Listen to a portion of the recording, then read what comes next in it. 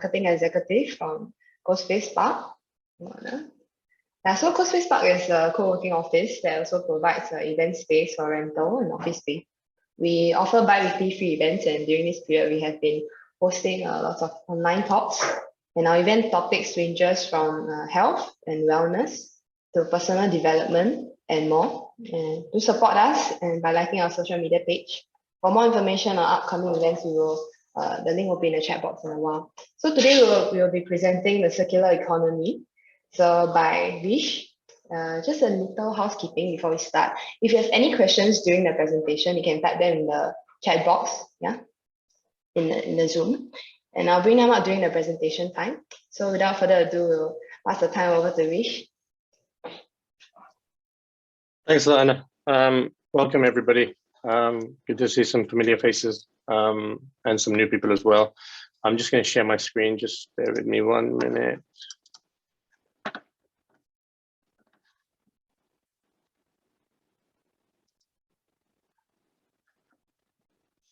Hopefully all of you can see my screen. I just want to thank CoSpace Park for the opportunity to talk about today's topic. I think it's a really, really important topic.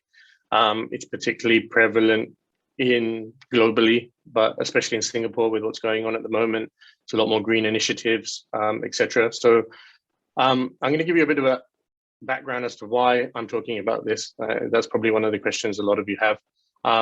And then probably just go into some specifics and how it relates to you, and specifically how it relates to business as well. I think it's going to be a big thing in the next 5 to 10 years.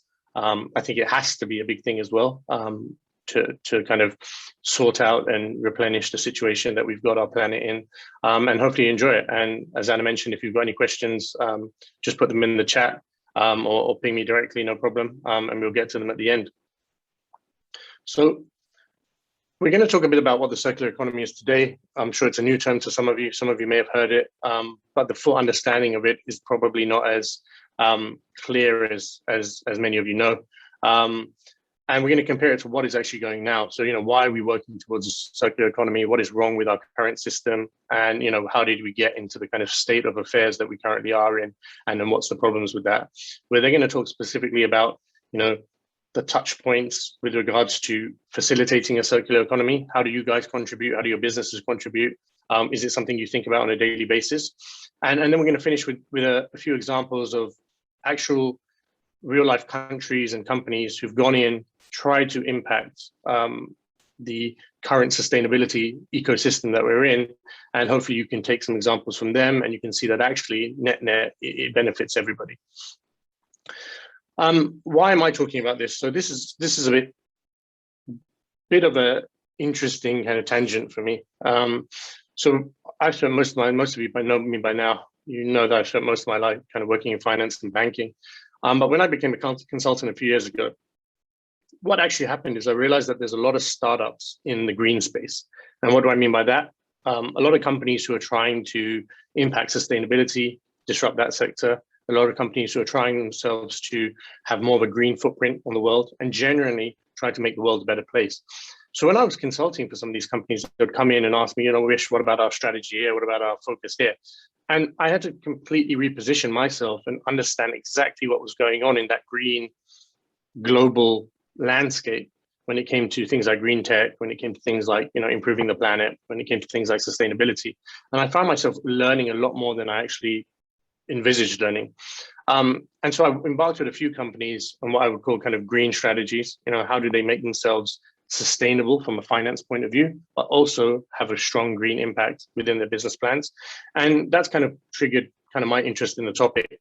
And to do all that, I really had to understand where they were coming from, one, and secondly, understand what do they actually mean when they talk about things like sustainability, the circular economy, etc. So that's kind of how I got involved, and I think I'm quite deep enough now to have a bit of a broader understanding, especially in Southeast Asia, where the problem is quite prevalent. So this slide here, I put it deliberately at the beginning because I wanted to understand exactly what each of you think and see when it comes to the photos on the right.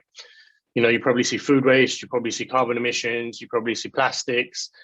And these are pretty hard-hitting images. I think we've all encountered them at some stage during our lives, whether on holiday or within our cities. but we do really kind of take it for granted. You know, how many of us will go down and pick up that litter that's on the ground in the first picture? How many of us actually talk about and rationalize carbon emissions? How many of us actually think about the plastic wastage that is going on in our infrastructure? How many of us thinks about, you know, the poultry and meat market? Are we over consuming food? Do we have enough food? Things like that. And I think we all have points within our brain where we think, oh yeah, that is important. But how much are we actually doing about it? And more importantly, how much are we being educated about it? I think it's very easy to just say, you know, we have a climate change problem, but what are the specifics of that? What are the actual minutiae of detail that actually makes us want to, you know, grab it by the throat and say, let's get rid of it, let's solve this problem? And I think that's one of the big problems that are out there at the moment. There's a lot of misinformation, there's a lot of miseducation on this, and as a result, we don't really understand the details and the granular level information that comes with these type of things. So this slide is really aimed to kind of open your eyes up to the problems that are out there, and I'm going to go through a lot of these in detail over the next few minutes. So what is a circular economy? Okay, it's not what we're living now. I think that's one thing that we need to get away from at the beginning. You know, we live in what's called a linear economy at the moment, where the purpose, where we have a pretty simple process. We purchase things, we use them, we dispose them. You know, to use a classic example, your Samsung phone or your iPhone, you purchase it, you use it. If you don't give it to a family member, you tend to throw it in the bin, or you maybe just recycle it in wherever you want. But the life cycle of that phone for you is pretty much limited. It's from the moment you pay and you get your receipt and you collect your phone to the moment that you throw it away into a rubbish bin or into a recycling plant. And most of our culture is orientated that way. I mean, how many of our day-to-day objects do we think about in terms of not disposing? Okay, and you can see one of the phrases on the right there is throwaway culture, and we've essentially become a grandiose throwaway culture. Every part of our day is orientated with products and materials where we use them and then we dispose them pretty much instantaneously. We don't think about what happens to that product after that. We don't think about how the product actually came into our lives, into our infrastructure, and we certainly don't really care about, you know, where it has gone to at a later date. I mean, do I think about where my last iPhone XR went? Probably not, and I probably should. And this cultural problem is probably one of the things that has happened over the last 100, 200 years that has led the planet to be in the way it has. And what do I mean by that? I mean, things like climate change. It's definitely one of the results of climate change is definitely one of the results of that type of behavior, lack of biodiversity. So are we as diverse and as populous as we should be in terms of natural life and natural organisms and things like that? Probably not. And you look at the plastic pollution rate that is out there is ridiculously high. And that's all because we're living in a linear economy. It's hard to get out of that because we're not really educated on that. We don't really think about it on a day-to-day basis. But one of the things that this talk is aiming to do, and generally kind of green initiatives out there, is trying to get people to think more and more about how do we reuse products? How do we ensure that instead of a linear process for each product, each material, each natural resource, that there is some element of recycling and circular motion, okay? And that's what you should take away from this talk. It's how can I take this, for instance, a recyclable coffee cup, and put it back into the system so that either A, someone else can use it, it can be used for other purposes, or it doesn't contribute to the detriment of nature and the environment, okay? So that's the main essence of this. Now, what we're trying to essentially do, and the reason we have to define the circular economy is because we're essentially trying to turn the world on its head.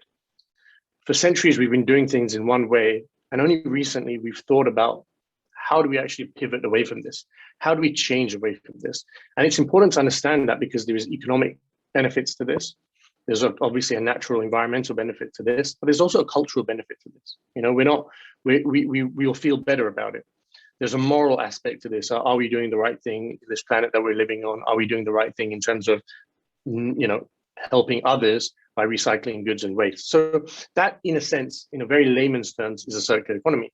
How do we contribute our world and turn it into a cyclical nature so that everything is being reused, recycled, and we move away from this use and dispose culture? And the reason I put that top number out there, 1.6 times Earth to feed us, it's interesting because if you think of where we are now in 2021, to actually feed everyone on the Earth in a very economically friendly and sustainable fashion you would actually need a planet that is 1.6 times that size.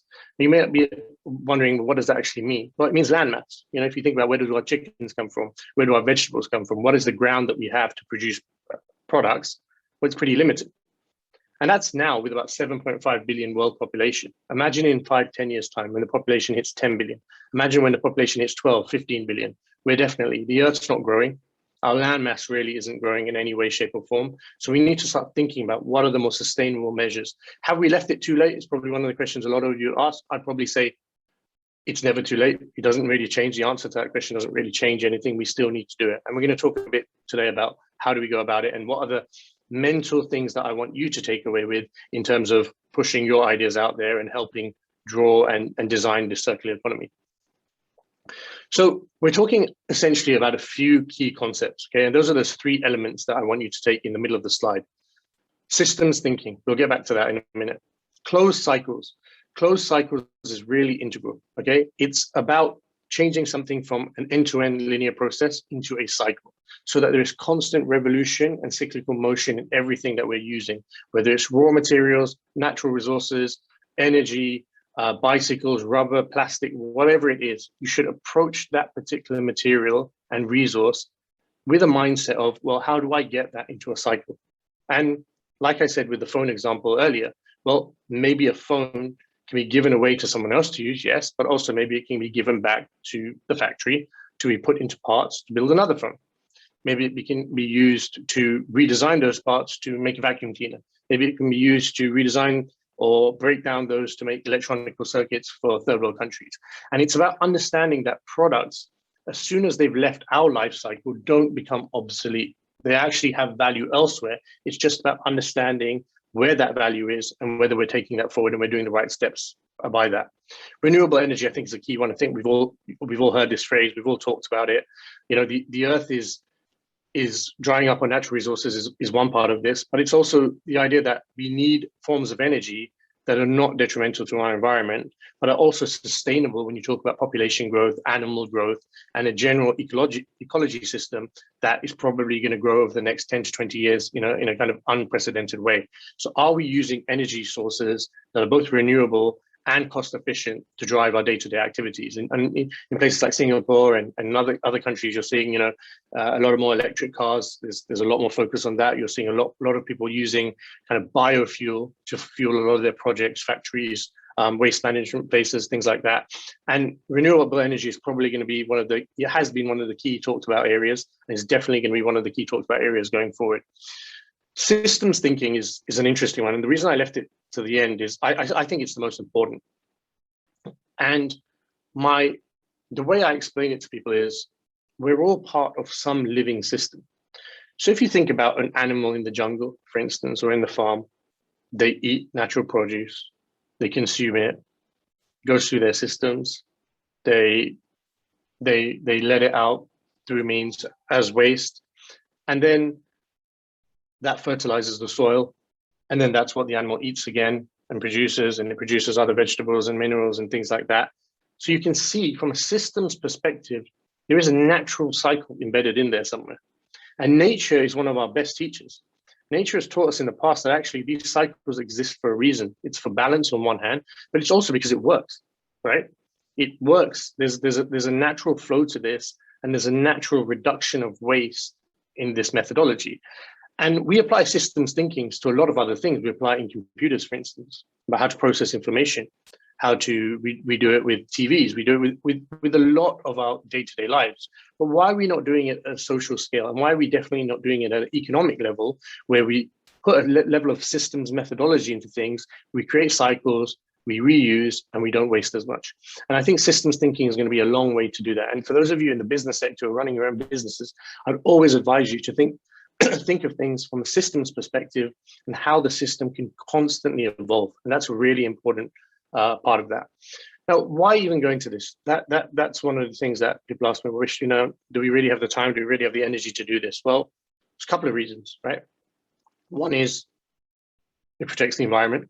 Why is that important? Because the environment is pretty much fundamental need for productive and healthy human life. You know, we need a sustainable oxygen producing environment. We need a sustainable, balanced ecosystem to give us our food and our growth. And generally, it makes people feel better about themselves. It offsets waste and plastic footprint. What does that mean? It means we don't have to go to the beach and just see plastic, loaded all over that beach. It means that we are more conscious about the decisions we're making when it comes to plastic. It benefits the local economy. A circular economy has been proved to actually optimize GDP. It's been proved to actually reduce costs in some sectors and generate revenue in other sectors. And overall net, there's a benefit to the economy. It drives employment. And I've seen that over the last few years. A lot of companies are now basing their strategies upon green strategies, basing their strategies upon directives towards a circular economy. And that leads to employment growth and more jobs. And one of the things you can definitely see out there, whether you're on JobStreet or eFinancial or any of the, or LinkedIn, you'll see that there's a lot more green jobs out there because people care about this now, and people need resources to make these fundamental changes in our social makeup.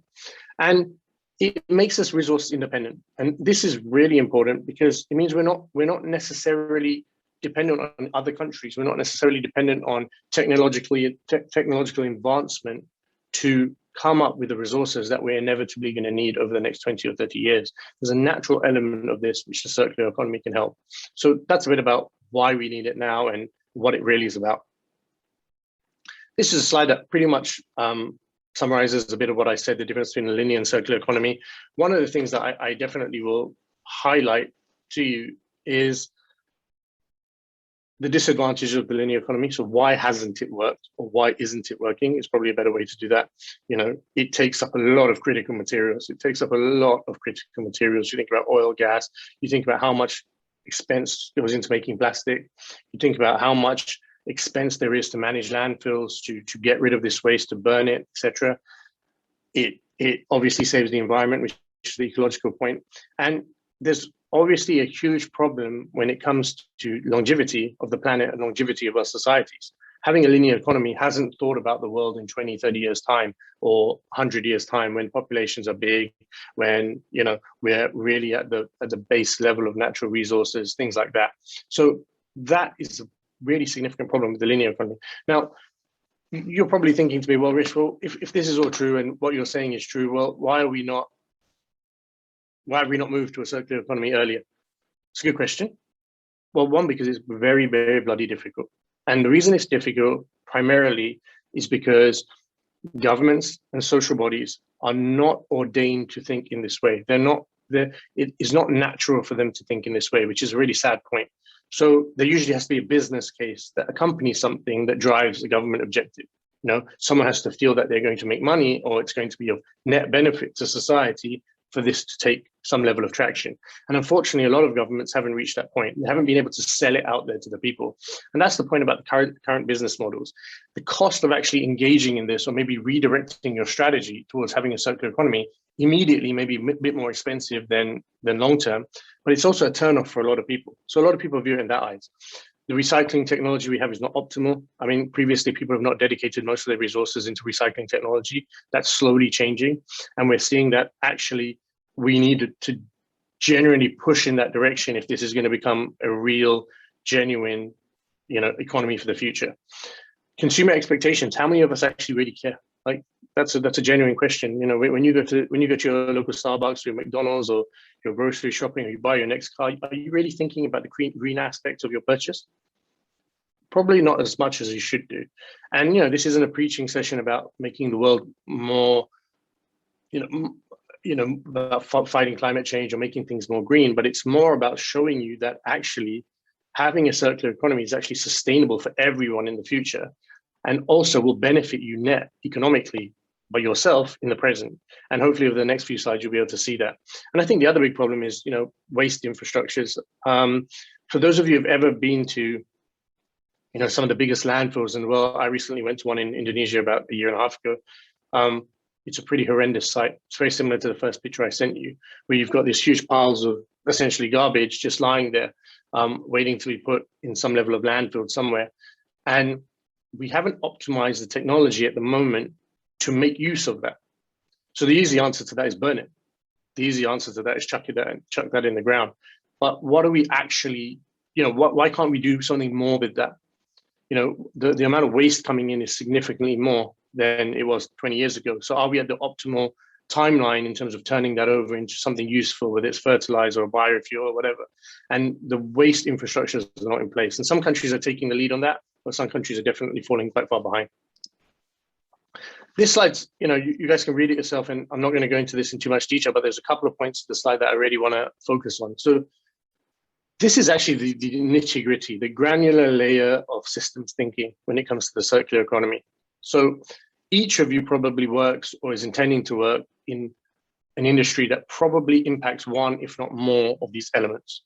And I want you to find the one that kind of reaches out to you. So for instance, those of you who are product designers, whether you're an iPhone designer or whether you're designing cups or whether you're designing clothes or whatever, think about what you're doing in your product design process. Are you using existing materials?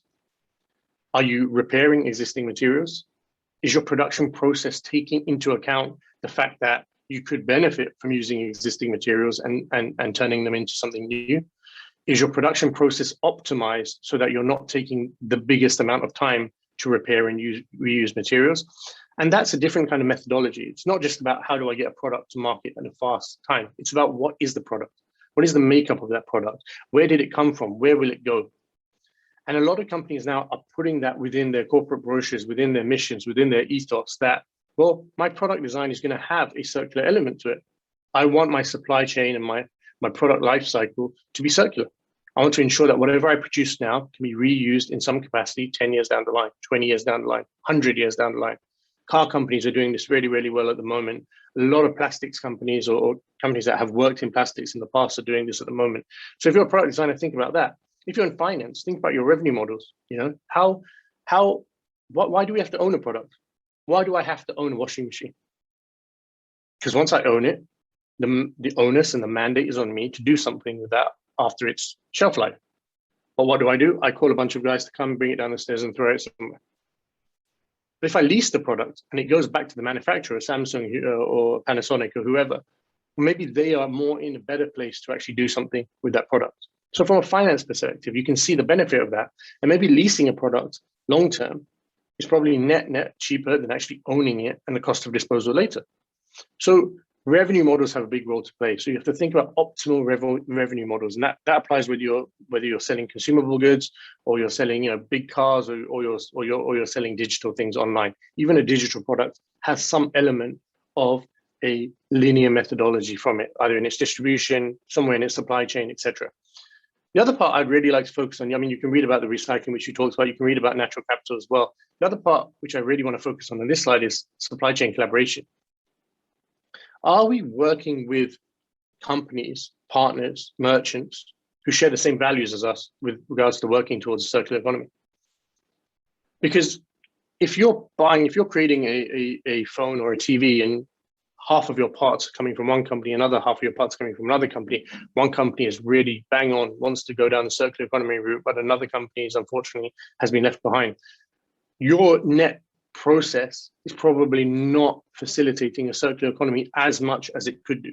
So you need to ask yourself, maybe, is my supply chain optimized? Am I working with the right collaborators? Are there companies and individuals out there who can help me in a more optimal way than I currently am functioning now? So think about that. And at the back of your mind, think about how this all plays into your business lifecycle, how this all plays into your production and use process. And I would encourage those of you, especially those of you in more strategic roles, think about how can I incorporate the words recycle, reuse, repair in any of the business models that I'm proposing. And it can be anything. It can be finance, it can be selling products, it can be online distribution, it can be any of those products. And I think this is going to be really, really key so that everyone comes on board and tries to figure out, well, how do I create a longer product lifespan? How do I recycle as many materials of the composite materials as I can? And how can I think about where my product will be in terms of value chain, maybe 5, 10, 20 years down the line? And that's really important because it takes into account both the short and long-term consequences of that entire value chain, which are often misthought about. A lot of people just think about the short-term consequences without thinking about what's going to happen 5, 10 years down the line. The next slide is people like to I mean, if any of you have gone to MBA school and who've gone to university, will know people like to apply models to scenarios in an effort to help them understand it better. And the 7R rule is quite good at this in terms of sustainability and understanding the circular environment, because every one of those points starts with re, meaning literally a circle, meaning redo, meaning again. And you can see from the points there, it's a lot of the points I've already talked about, but these are some of the elements I would incorporate into your business strategy to help you think about, are you actually facilitating a circular economy?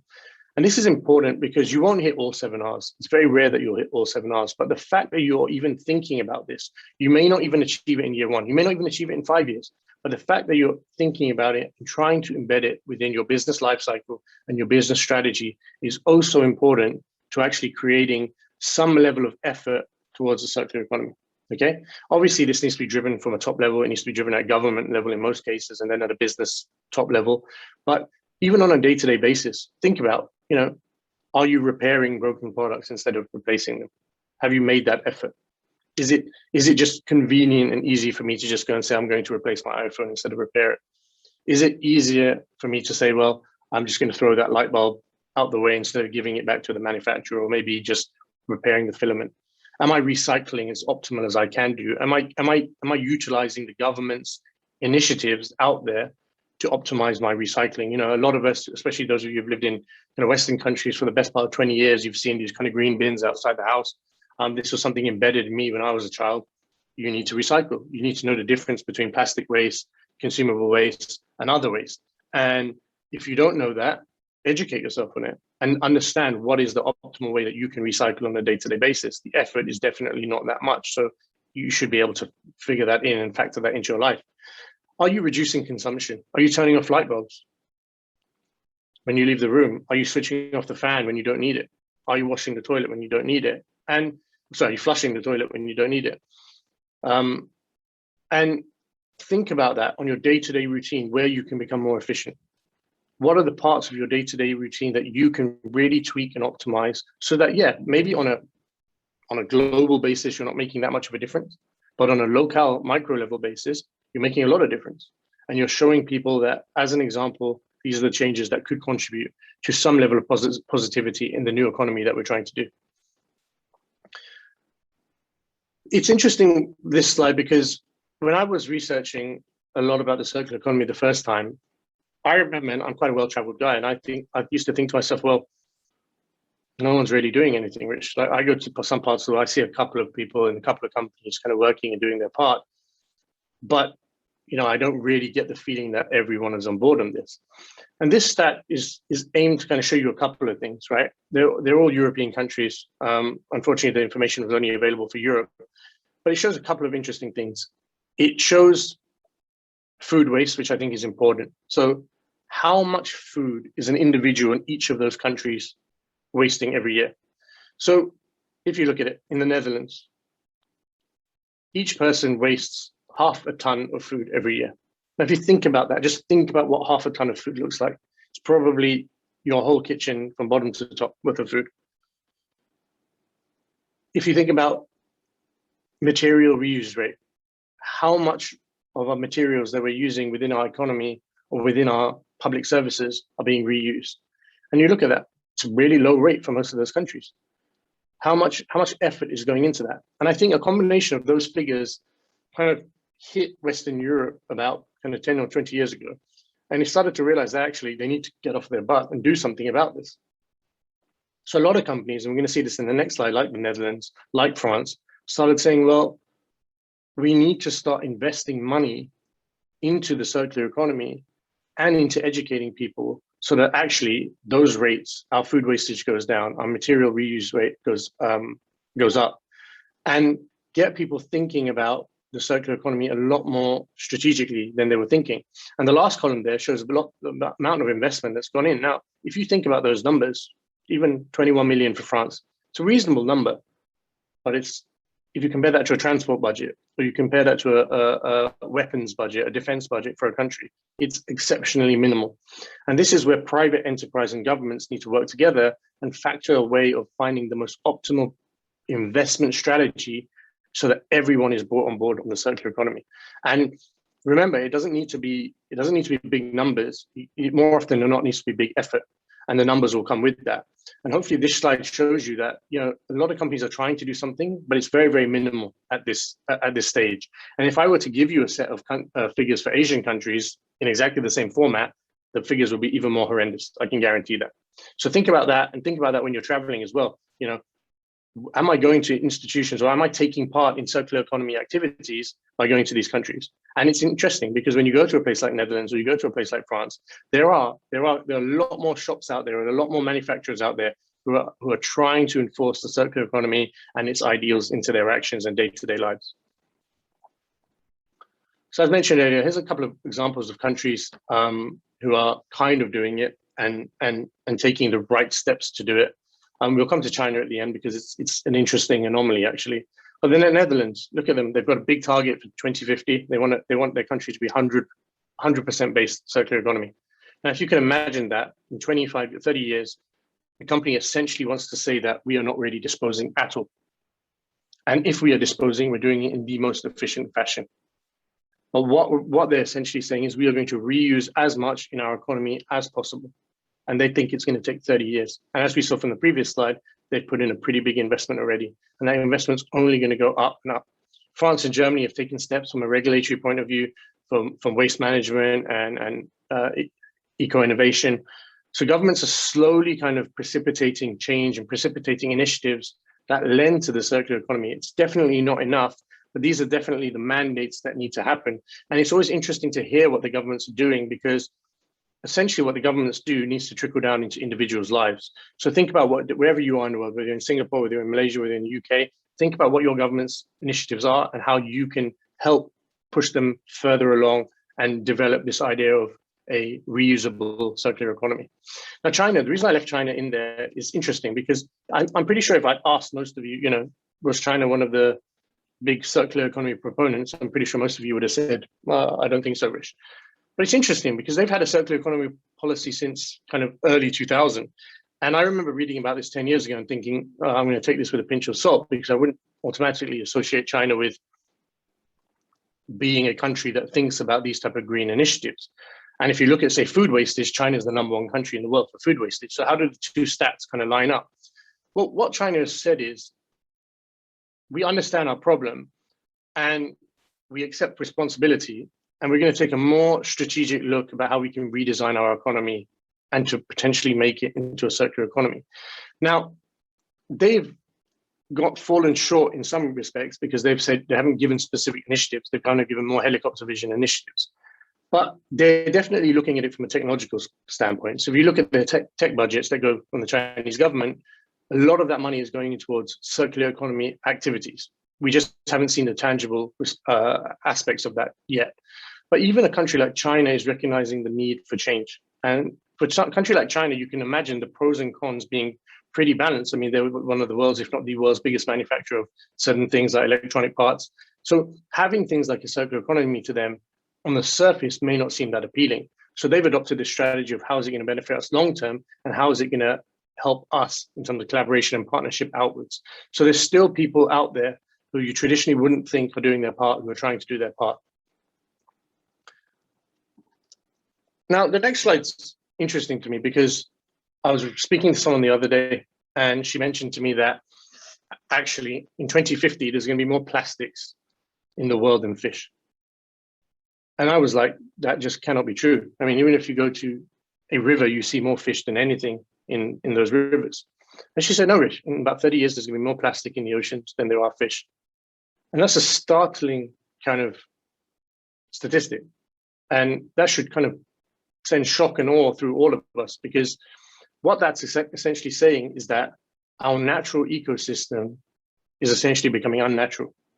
And if you can imagine that, imagine next time you guys are going on beach holidays to Thailand and Southeast Asia and any other part of Southeast Asia, and you're just on the beach one day and it's all beautiful and nice, and the next day you come back, it's a complete mess filled with plastic. And in Asia and Southeast Asia in particular, this is a really, really prevalent problem. Really prevalent problem. If I'm not mistaken, I think 7 of the world's biggest hotspots for plastics and plastic disposal are in Southeast Asia.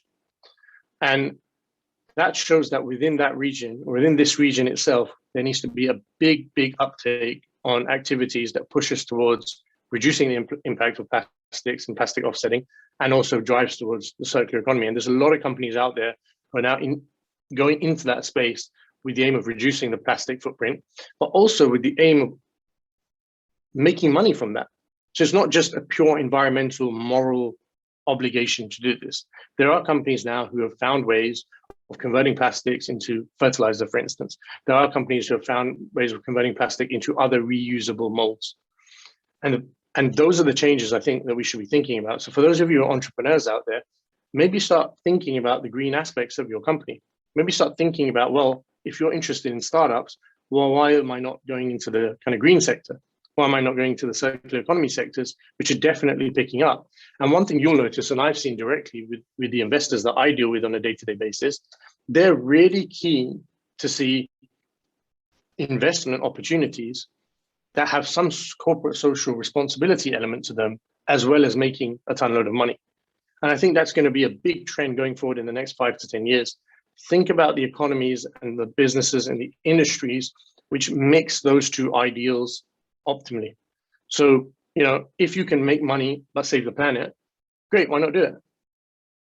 If you can make slightly less money but create a dramatic shift in the way we view the green economy, well, why not do it? And I think that's coming along. And I see a lot of investors coming to me, especially when I show them kind of decks or startup investor decks. One of the questions they always ask me is, well, okay, what's the ethos behind this company? What's the philosophy behind this company? How are they going to make some level of social impact? And the numbers don't always tell the story. Sometimes there is a qualitative element to this, which is, well, this company wants to be part of the circular economy. This company wants to be more green. This company wants to focus more on environmental output than it does on, say, revenue generation. And so as an entrepreneur, don't always think that revenue needs to be your top number. It might not be. Your brand equity could be significantly more than your revenue, just on the back of it being part of a circular economy environment. So think about those things. And when you're creating a startup, don't automatically assume that it's a fintech. Don't automatically assume that it's attributable to some element of business. It could be, like a lot of non-profits have been in the past, it could be a company that earns a lot of money from doing a lot of environmental good. And that's one of the messages. And in Southeast Asia, I think we're seeing a lot of startups come, especially in Singapore and Vietnam, who are very focused on the social and environmental impact that they're making, as much as they are on how much their product makes money. This slide, interesting. Asia is the biggest consumable region for meat in the world. The next talk that I'm going to be giving in about a month's time is actually about food usage and reusable usage. So how does the food cycle work? So come back for that. But this slide was basically meant to show you, how much of the problem is actually in Asia itself. And I know most of the people on this webinar are in Asia. And so when you're going out there and you're thinking about it, just remember that you're living in one of the big hotspots for this problem. You also have the opportunity to make the most amount of change as well. Now, I know most of you are from Singapore, and I've spent a lot of time with some of these companies in Singapore, kind of understanding what type of impact they're happening. And, you guys can read this yourself. But from a variety of different things, you've got plant-based development, product development, not just plant-based meats and not just plant-based food, but plant-based product development. So products, fully fledged products, Tupperware, recyclables, all made from plants. You've got cell cultured meat, which essentially means that you won't ever have to kill a chicken ever again, basically. Meat that can essentially be regenerated at a rapidly fast rate, could probably feed most of the population or the world's population going forward. And these are some of the big things happening in Singapore. You've got waste management firms looking at ways of recycling. You've got firms who are literally looking at how can I break down plastics or food in its most granular form and turn it into a fertilizer, or turn the plastic into something reusable. And I think Singapore, especially with a lot of the incubators going on, and I know that the government and the MAS in particular kind of driving green tech, there's a lot of initiatives out there and money being raised for green projects. And I think Singapore is a really good example of a culture and society that is actually trying to tend towards zero waste, one, and trying to tend towards a more educated method of understanding our environment and understanding what a circular economy is. So go and look at some of these companies, see what they've got to offer, see how they're going about it, and if you can contribute, do contribute. I think that's going to be critical. I think the other thing to mention is that, you know, for those of you who are parents, for those of you who've got kids, for those of you who are teachers, for those of you who are around people of younger age, start educating them as fast as possible on this movement, because this movement isn't going away. For as long as the planet is around, for as long as you know, population is growing, for as long as there are food shortages in the world, for as long as there is climate change, for as long as there's carbon emissions, there's going to be this problem. And we have an opportunity now to say, well, actually, we can approach this problem together and all benefit from it, both economically and environmentally, and settle it. Or we let it kind of just procrastinate, and further down the line, we'll probably be in a situation where we've probably gone too far. Now, I also think there's a personal moral element to this, which is how do you optimize your day? So, you know, what's the psychology of your day? And the psychology of your day should be optimized towards contributing to some level of a circular economy. Now, that doesn't mean that you have to get up every morning and think, well, how am I going to change the world? How am I going to recycle? How am I going to repair this? How am I going to repair that? But if at various junctures during the day, your thought process incorporates that type of ethos or incorporates that type of moral value, I think it will add value to society. And a lot of people pick up on that, not just the youngsters, but a lot of people you hang around with on a day-to-day basis. And I think companies have a strong, they really have to be the ones who go out there and push this agenda. You know, when they're speaking to their employees, they need to make sure that the employees understand that the company has an element of a green agenda. In a future talk, we're going to talk about corporate social responsibility. We're going to talk about how do you define that? How do you ensure that that doesn't impact your revenue and your profits, and that it's optimized to make sure that you have a really strong employee-centric kind of company? So those of you who are managers and leaders out there, try to enforce that type of mentality into your workplace. And also just think about, you know, your day-to-day life. Have you maybe got as much out of it as you can do? And what I'm trying to say there is, you know, are you in a position to contribute to things like the circular economy more than you think you are? And a lot of us kind of just turn a blind eye or turn the cheek because we think we're just small kind of cogs in a big machine. But every little bit helps. And it's just about traction. Something that starts off with one person will soon develop to 10. Something that becomes 10 goes to 100, 100 goes to 1,000,000 in no time. So it's about creating those initiatives, promotion, publicity, showing people out there that actually these things matter. And more importantly, emphasizing that there is no real alternative to this at the moment. You know, given the technological gulf that we have in terms of kind of creating a utopian society, we're at a point where technology is at the cusp of doing something really, really good. But now it needs the R&D, it needs the resources, it needs the manpower to push that through to another level. And you play a really, really strong role in that. And the final parting point I would say to a lot of you is we've obviously gone through COVID in the last kind of 2 years, and we've seen how externalities can impact our day-to-day lives in such dramatic ways. You know, a virus which none of us had really heard of, and none of us have any real control over, has pretty much taken over the globe. And that scares us because we don't have control of a situation. We really don't. You know, we have maybe slightly more now, but we really don't have that much control over it. But this is a situation that we do have a bit of control over. We can decide how we strategize over waste management. We can decide how much we recycle. We can decide whether we use plastics or not. We can decide whether we tell our kids to flush the toilets or not, or overflush or underflush, or wash their hands too much, or leave taps running, whatever. So there are elements here that are not externalities. There are elements here that we can control. And I think there is a moral obligation for all of us to pursue that and try to get as much benefit for each other in this environment. And I know the younger members of you in the audience are kind of, some of you are looking for jobs, some of you are looking for opportunities out there. But there's a lot of opportunities going out there in this industry. The whole circular economy is being defined at the moment.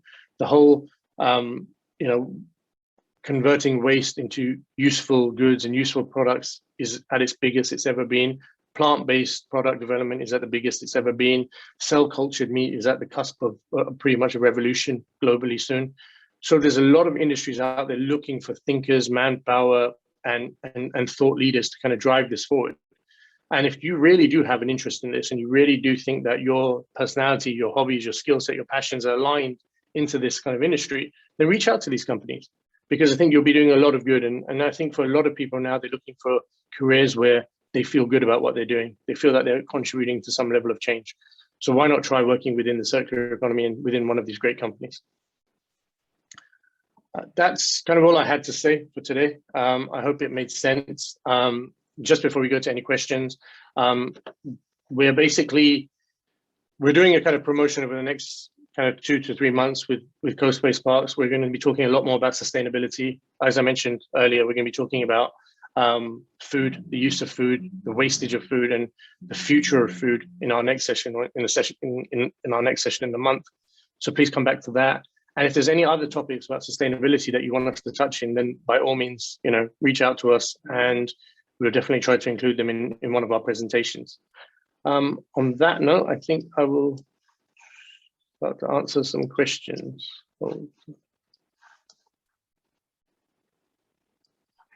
Right, so we are gonna address Daniel's question. They said a number of businesses I see are green, but have problems generating enough revenue to be sustainable.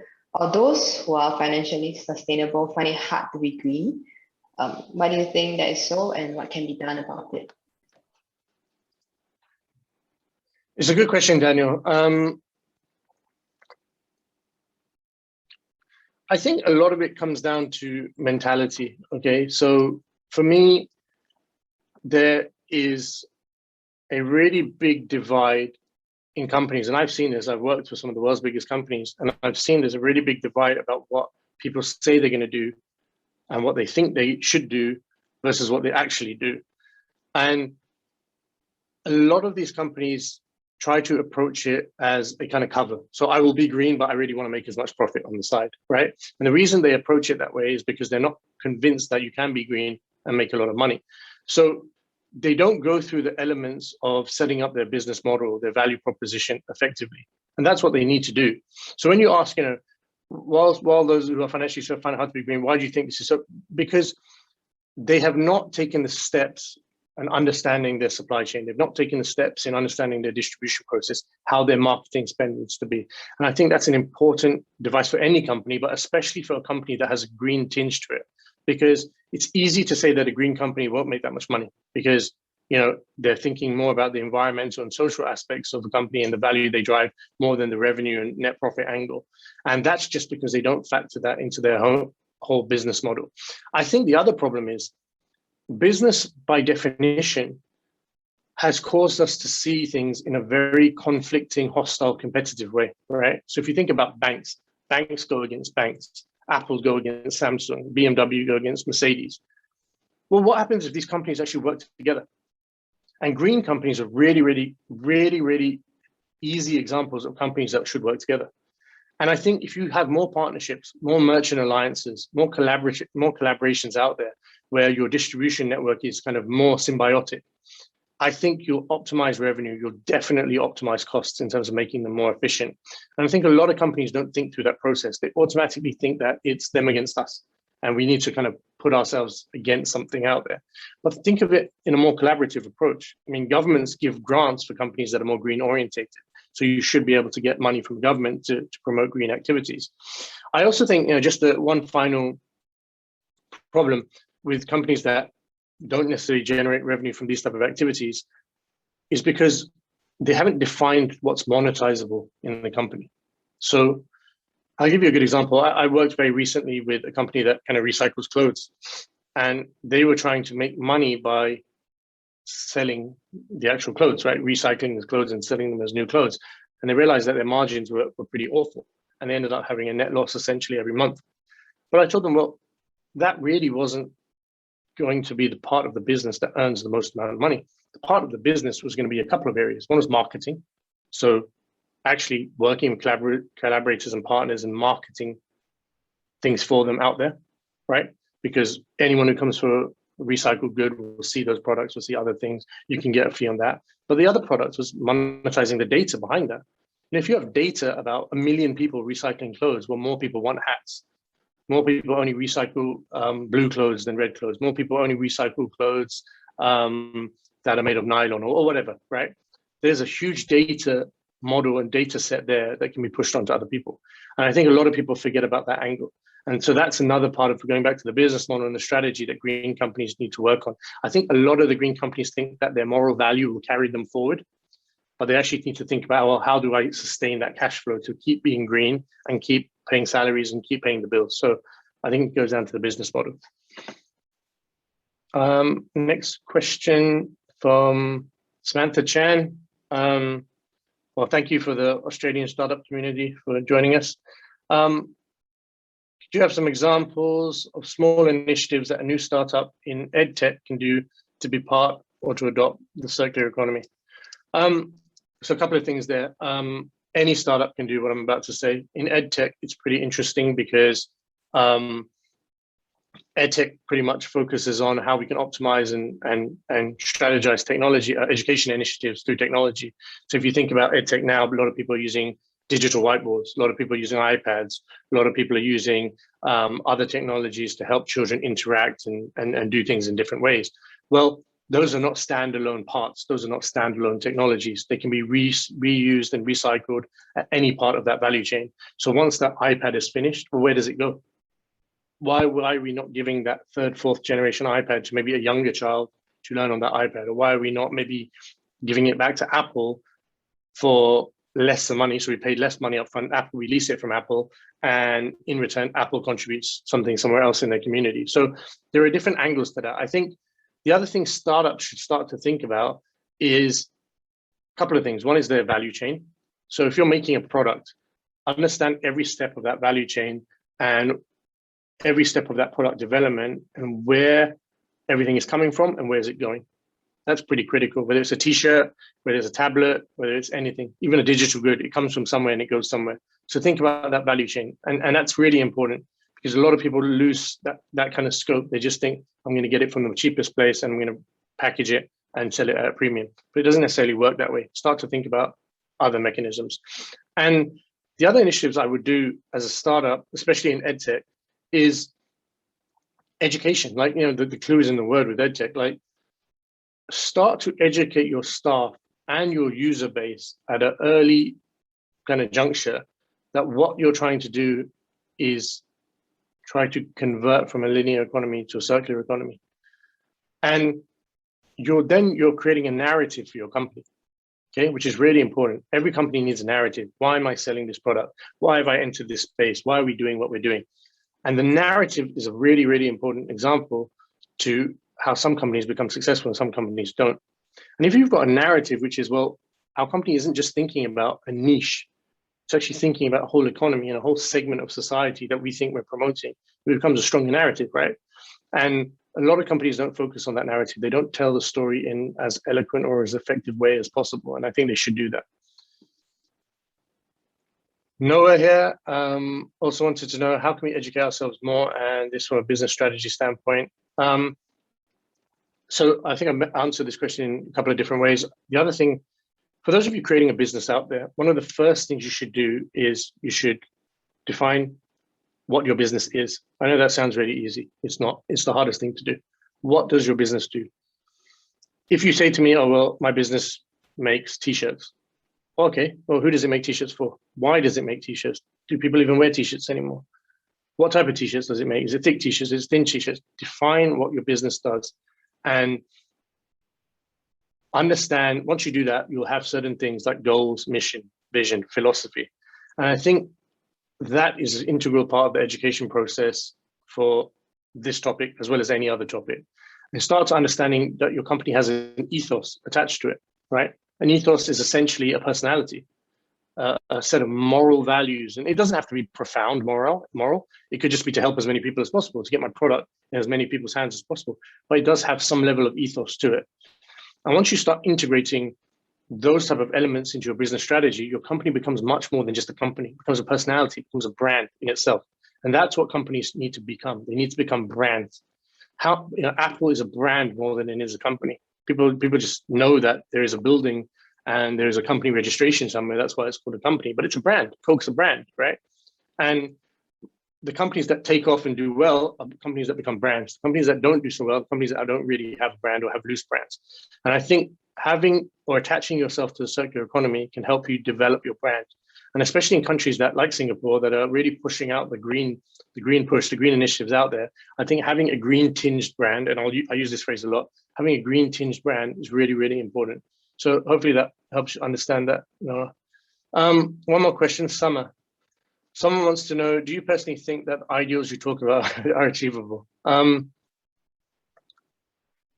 The easy answer to the question is yes, I do believe in it. Otherwise, we wouldn't talk about it. The more complicated answer is, we live in a world of consumer fatigue, and we live in a world of social fatigue. And putting a kind of psychology hat on at the moment, what that really means is we're just so tired of thinking about things too much. And if you think about our day-to-day lives that we spend on Facebook or Instagram or in the shopping mall, we're kind of bombarded with information about how to think. So why am I going to buy an iPhone in 2 weeks? Well, Apple had an event last week, and I think I need the new iPhone. But do I really need the new iPhone? I mean, do we have those conversations with ourselves? I don't think we do. And we're very prescribed in what we do on a day-to-day basis. And that's good. That doesn't really matter that much in some sense. I mean, it loses the individual aspect of your life, but doesn't necessarily matter. But what happens when it doesn't just impact you? What happens when it impacts it's a global phenomenon. It's a social, economic, global phenomenon, which is essentially what a linear economy is. What happens when there's too many mouths to feed on the earth? What happens when we run out of gas or oil, sorry? What happens when plastics are more abundant than sand on our beaches? And if you don't really believe in that, and you don't think that those things are real problems, then there's probably something wrong, and you probably need to reassess that part of your life. But do I think it's achievable to change these things? 100%. And the reason behind that is quite simple, because I think we're not all educated on it at the moment. So it's like trying to fight a battle with 50 people at the moment. You're never going to win if you're up against 5,000 people. But if you're 1 million people fighting against 5,000 people, you're going to win every time. And if you educate ourselves more on this, we make more people, and we make this a group battle and a group challenge, I think it can be achieved quite easily. And in parallel to that, the technologies are advancing all the time. We couldn't dispose of plastic effectively 10, 20 years ago, but we can now. Food wastage. We didn't have the numbers that showed how much food we're wasting. Like I showed you just now, in the Netherlands, half a ton of food per person, half a ton of food per person. I mean, that's crazy. That's absolutely ludicrous. Like, it's beyond ludicrous. And now we have the stats, and we have the technology now to process that food into fertilizer, into more edible ingredients for animals, for some of the things we use in our house. People are making products out of those things, and the technology has become so advanced. So we need to meet that technology advancement with a social understanding advancement. And once those two come together, I think we're in a position to not only achieve, but probably go further than we can do.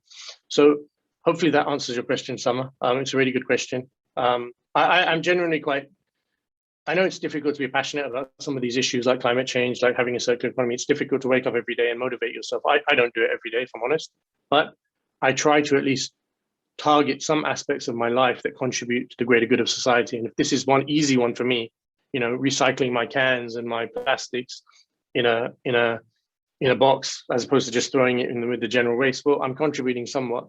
And if there's 1,000 Rishes, and there's 1,000 Summers, and there's 1,000 Daniels, and there's 1,000 Felicias, then amazing, right? It all adds up. So that would be my answer to that. So I think we've just gone over 1 o'clock, so apologies for that. Thanks for all the questions. As I mentioned, we're going to be doing a lot more of these kind of sustainability topics over the next few months. Please check in with CoSpace Park and check in with my company, Trynkle, on the schedule for that. And we'll definitely keep you more aware of what's going on out there.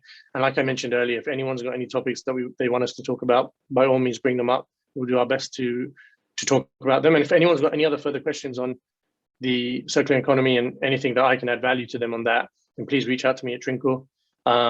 If you want a copy of the slides, let CoSpace Park know, and we can share that with you as well. So thank you everyone for joining. Anna, thank you for organizing as well. And I hope everyone has a really, really good day.